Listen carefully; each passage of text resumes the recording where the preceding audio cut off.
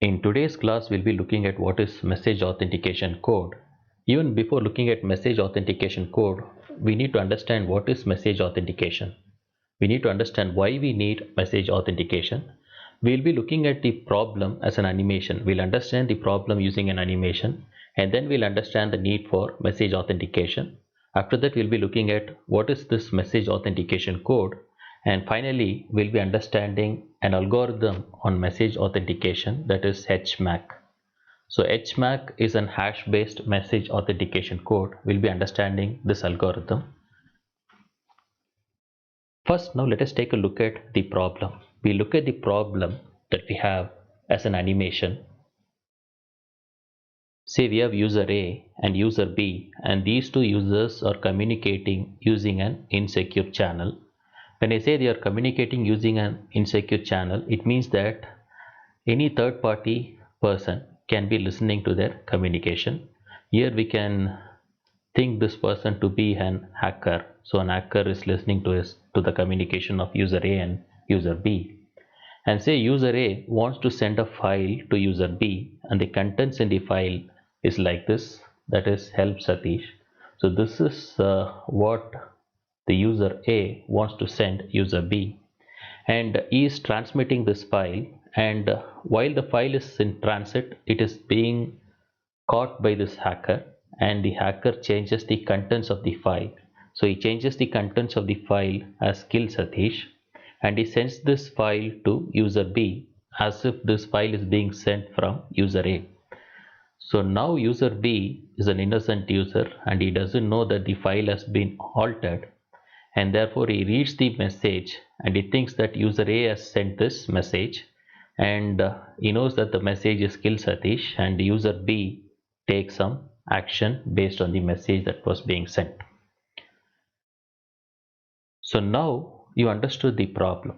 The problem is when we are communicating over the network, when we are sharing messages, when we are sharing emails, when we are sharing files over the network, there's always a chance that the file can be altered while it is in transit, and someone else can send the file as if that was sent by the authenticated or the legitimate user. So in that case, we need a system, we need a mechanism to authenticate a message. How to check the authenticity of a message? We need something that says that this message was actually sent by user A, and this message was not altered during transit. So we need some algorithm that can verify and tell us that this message was not altered, and this message was really sent by the legitimate user A. So how to verify that? So that is message authentication. Message authentication assures that data received are exactly as sent by the sender, and we can also verify that the message was not modified, inserted, deleted, and we can also check the identity of the sender. So two things we have to validate. So if you go back to the previous slide, the first thing is that we should check whether the message has been altered. The next thing that we have to check is whether it has been sent by the legitimate user or the legitimate sender. So these two things come under message authentication, and message authentication is offered in these areas. Message encryption, so we can use symmetric key encryption, and we can achieve authentication, as well as we can validate the sender, because the key will be shared only between the sender and the receiver. So we can validate the sender, and also we can protect the message that is in transit so that the hacker doesn't alter it. Hash functions we have seen in the previous class. We have looked at SHA-5112. So SHA-5112 can be used for verification of a message that's being sent. So we can convert a message to its corresponding hash value, and we can transmit the hash value and function to the receiver, and the receiver will regenerate the hash value and then check with the hash value that was received. So when they match, then the message can be authenticated. So we have looked at these things in detail in our previous classes. In today's class, we'll look at what is this message authentication code. So message authentication code involves the use of a secret key. So we have a key that is known only to the sender and then the receiver. So we have a key that is being part of our message authentication code, and this MAC, the message authentication code, is generated by taking the key and the message. So MAC is a function that generates this code by taking the key and the input message. So we can verify the integrity of the message as well as the user who is sending the message, because a secret key is being shared between both the sender and the receiver. So we'll understand message authentication code with a visualization. We have user A here, and the first thing is user A has some secret key, and this key is shared with the receiver. So this is the main difference. Say we have a secret key and that key is shared between user B and user A. So the sender and receiver know a secret key, and now user A wants to transmit a message. Say some message he wants to transmit, we call that M. And what user A does is he takes the message and the key, and then he generates a message authentication code. So the input to this function is the key, which is the secret value, and then the message, and then it generates a code, a message authentication code, and then this code is concatenated with the message. So this is a plain text message. This code, you can think of this to be some code like this. Say for understanding, let me say it is AEF123. Some code is getting generated, it is attached with the message, and this one is being sent to our receiver. Now this receiver takes this input message, and he has the secret key with him already. So he takes these two things, he feeds it to the MAC function. So the key and the message is fed, and this in turn should actually generate AEF123. So he generates this message authentication code, and he compares that with whatever he has received. So what was sent, that is AEF123. So this code should match the code that he has generated using the secret key. So once when they match, we say that the message has been authenticated. So now let's check whether the hacker can really mess up with the message that being sent. So let's take some sample values here. Let's assume that the message that this user wants to send is help Satish, and he has some secret key ABC. So he feeds that to our MAC function and he generates this code. Say this is the MAC code. Let's assume it's all just imaginary values, AEF123. This is our message authentication code. So what are the two things that he is going to send to the user B? Is going to send help Satish, and is going to send this code to user B. Let's assume that now our hacker gets hold of these two values. He gets the message authentication code as well as this content help Satish. Let's assume that he changes it as kill Satish, and he transfers the message authentication code and kill Satish to user B. So what is that the user B is going to receive from the hacker is going to get kill Satish as the message. Now the message has been halted, and the hacker sends the message authentication code. Let's assume that he is not able to mess with the message authentication code. He sends the message authentication code. Now user B receives it. He takes the message kill Satish. So what is the message that's coming in? Kill Satish. And secret value key he knows, that is ABC. It was shared earlier, and now he feeds to the MAC. So this will be like something like F23141 something, and obviously this value will be different from whatever value that has been received. That's because the message has been altered. So now this value doesn't match with the generated value, so we can very well conclude the message has been altered. So that is scenario 1. Let us take another scenario. Say this hacker generates a different message authentication code. So he not only alters the message, he also generates a different message authentication code using some secret value. Say he knows CFB to be the secret key, he generates a message authentication code for kill Satish, like we'll assume this to be 123 and BCD. So now this hacker is going to transfer this message authentication code along with kill Satish to our user B. Now what is coming to user B? This is not the case. This is scenario 2. So user B is going to get 123 BCD and then kill Satish. Now this scenario is the hacker has changed the code as well as the message. So now what user B is going to do? Take this message, kill Satish, and then again he knows that the secret value is ABC, which was earlier shared, and he will feed it to the MAC, and now this will say generate a different code, right? Say 123 123, something like this.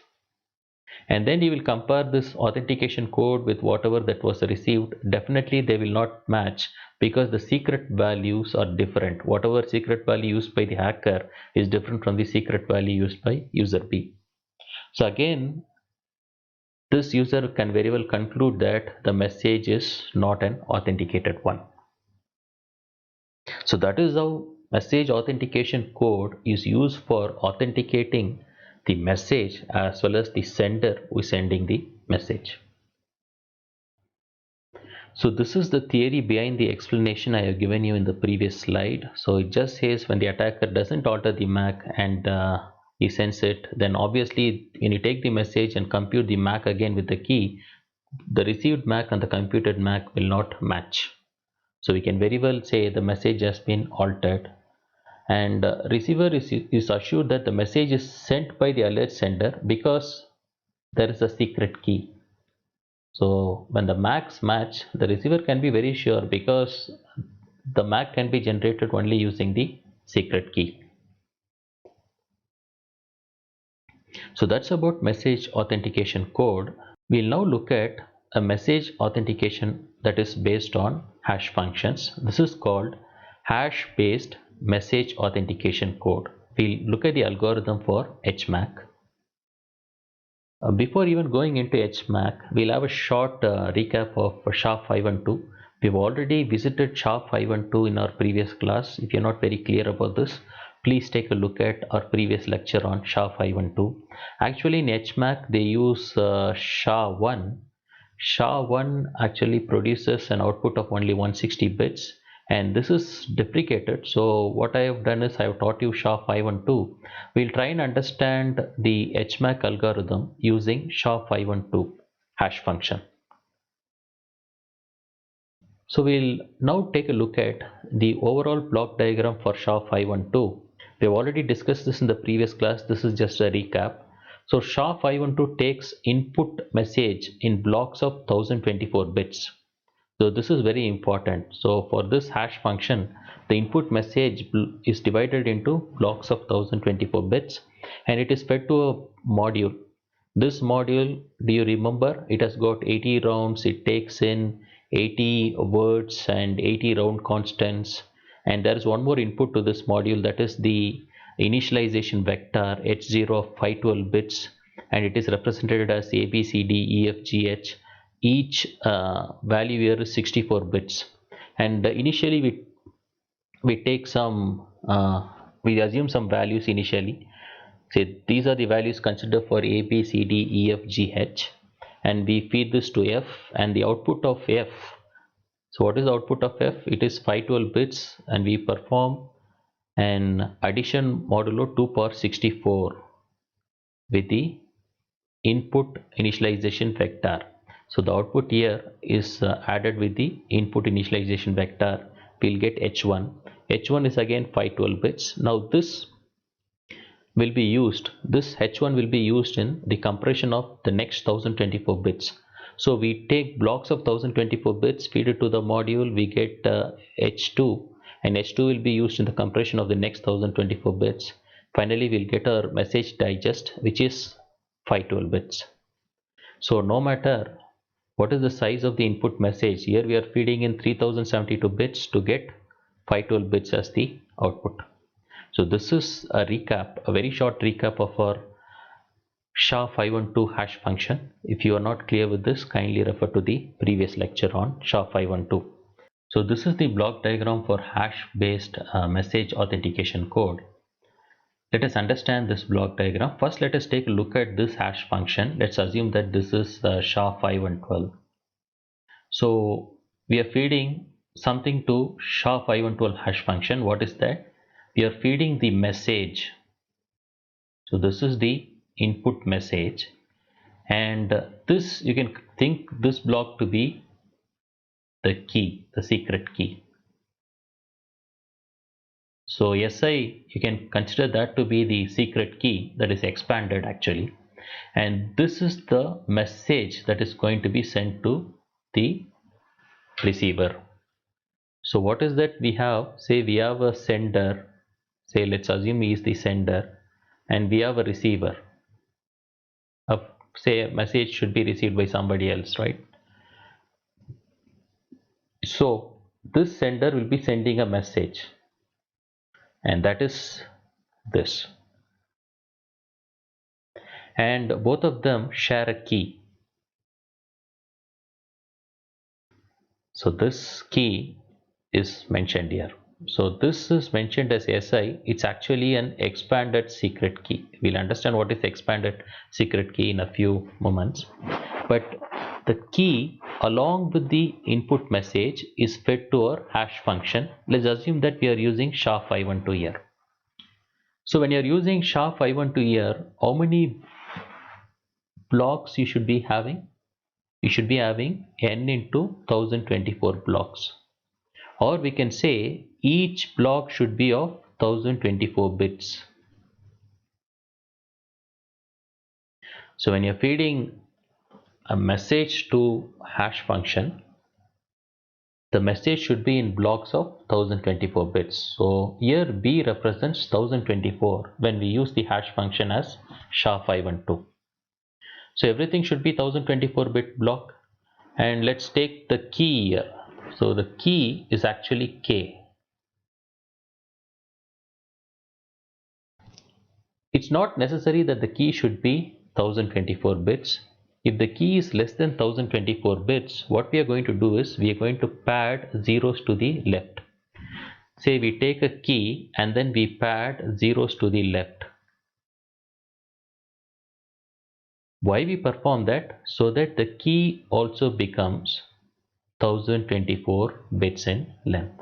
So we can take a key of any length and then we can pad that key such that the key becomes 1024 bits in length. Because the requirement for SHA-512 is every block should be 1024 bits. So we also pad zeros with the key, and then we create a key of 1024 bits in length that is denoted as K plus. So K, when you pad it with zeros, it goes to 1024 and you denote that with K plus. That is the first step. So once when you have a 1024 bit key, we are going to perform another thing called XORing that key with the iPad. We'll see what is XORing the key with the iPad. Let me erase it here.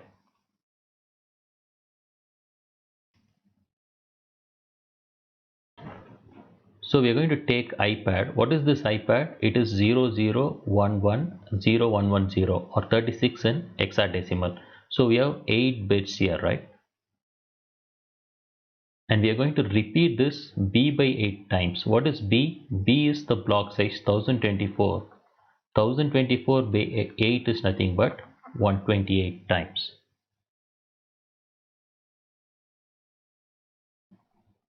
So you can make that calculation. What is 1024 by 8? You can verify that.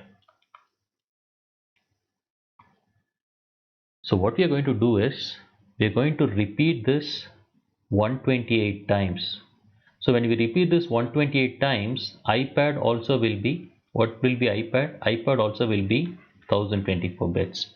So we have this key which was padded to 1024, and iPad, this value was increased to 1024 bits by just repeatedly using this. So what is this iPad? It will be just repeated. So it is 0011 0110, right? It will be repeated like this 128 times, 0011 0110, like that 128 times, so that this becomes 1024 bits.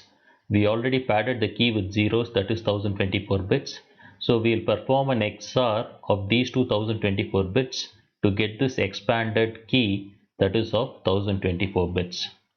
Why we expand this to 1024 bits? Only then we can feed it to our hash function 512, and this SHA-512 requires an input block of 1024 bits. So what is the input that's coming in? 1024-bit message block. There's one more input that's coming into our hash function. Let's go and take a look at it. Let me erase all the ink on the slide. So one is a 1024-bit block. The next one is the initialization vector of 512 bits. So that's what is coming here. So 1024-bit blocks coming here. A 1024-bit key XORed with 1024-bit iPad value. So this is 1024 and this is 1024, and this function we are using here is SHA-512. This initialization vector is 512 bits that's fed in, and what will be the output? 512. So the output of SHA-512 will be a message digest that is 512 bits. That is represented like this. That is nothing but hash of the key concatenated with the message. This is the key concatenated with the message that gives us a message digest of 512 bits. So this is the output 512 bits we are getting. Now what we are doing is we are again feeding this to another hash function. Again we are feeding this to say SHA-512. So we are using another hash function, and the input to this hash function is the output of this hash function. So what will be the output of this hash function? It's 512 bits.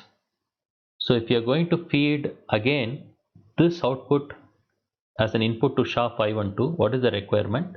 We should again pad it to B bits. Again convert this 512 to 1024 bits, because SHA-512 takes input in blocks of 1024. That is what pad to B bits mean. So we take 512, we pad it again, we convert that to 1024. This is nothing but the output of this. Now we already have this key K plus, and we have padded it to 1024 bits with zeros. So we have this key ready. Next we have to perform an XOR with OPAD. So what is this OPAD? OPAD is nothing but an 8-bit value like this. It is 5C in hexadecimal, and we have to repeat it B by 8 times like iPad. So what we are going to do is we are going to take this value 0101 and then 1100. We have to repeat it B by 8. Our B is 1024, B by 8 is 128. So we are going to repeat this 128 times. This is one time, like that you repeat 0101 1100. Like that you repeat 128 times, so that you get 1024 bits.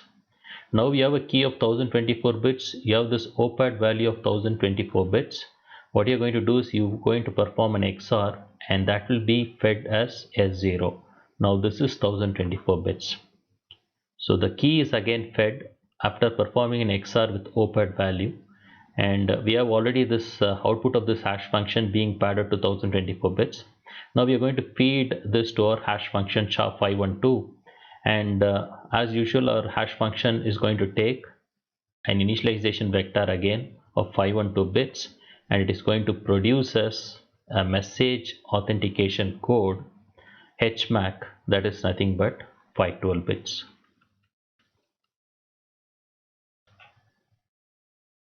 The only thing that we have to keep in mind is here we are using a secret key that is being shared by both the sender and the user. So the secret key is responsible for validating the sender. So if the message is altered, obviously HMAC that was computed at the receiver's end will not match what was being sent. So that is the security with respect to HMAC. I hope you have understood the algorithm behind hash-based message authentication code.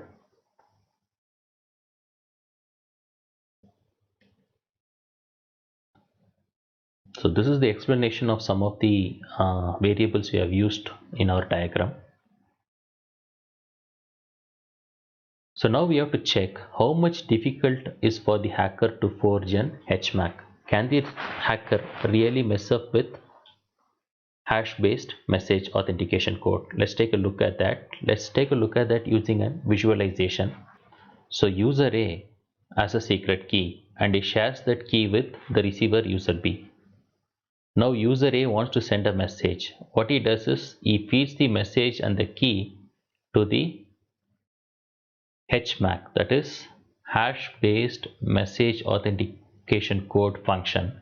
So what this function does is, first it takes the message and then it pads the key to 1024 bits. It does an XOR with IPAD, and both these things, the key XORed with IPAD and the message, is fed to SHA-512. The output of this is again fed into SHA-512. So it is like you're using the hash function twice. So the output of this hash function along with our key, that is XORed with OPAD, is fed to our hash function. So we get HMAC, which is of 512 bits as per our previous slide discussion. So we generate HMAC of 512 bits and then we pad that with the message, that is we tag that with the message, and we send this HMAC and message to the user. So what this user does is he takes this message, he knows the secret key, and then he again computes HMAC. So he uses this key and then the message, he again computes HMAC, and he compares this HMAC with the HMAC he has received. So if this HMAC matches this HMAC, then he can say he has received the message from user A and the message has not been altered. So can a hacker really forge anything here? Can a hacker really alter the message? Say, let's again take these two scenarios. Say if the hacker changes the message alone, because the message is being transmitted, right? Say if he changes the message alone, this guy will take this message that has been altered, he will use the secret key and generate an HMAC, but this HMAC will not match the HMAC that has been received. The next possibility is the hacker changing the message as well as the HMAC. Hacker changing the message as well as the code that is generated.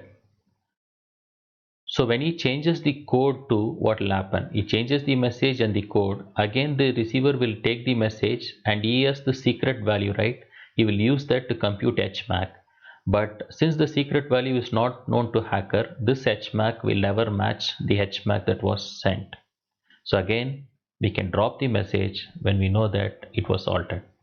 So that's how hash based message authentication code is used for authenticating the message as well as the sender who is sending the message. The sender can be authenticated because only the user A and user B, the receiver and sender, share this secret key. The hacker can never generate an HMAC as long as this secret key is secret to the sender and the receiver. So I have also given the steps here.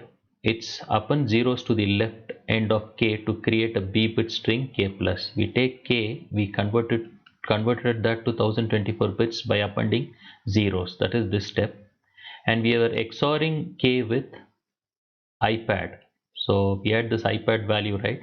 We expanded IPAD 128 times so that we had an IPAD of 1024 bits. We did an XOR of IPAD with k plus, and we appended the message to this expanded key. The message and the key was fed to our hash function 512, and this hash function generated a message digest of 512 bits, and this was again fed to another hash function SHA-512, right? So what was that fed to the next hash function? We took the key again, we XORed that with OPAD, which was repeated 128 times to achieve 1024 bits, and this key along with this message which was padded to 1024 bits.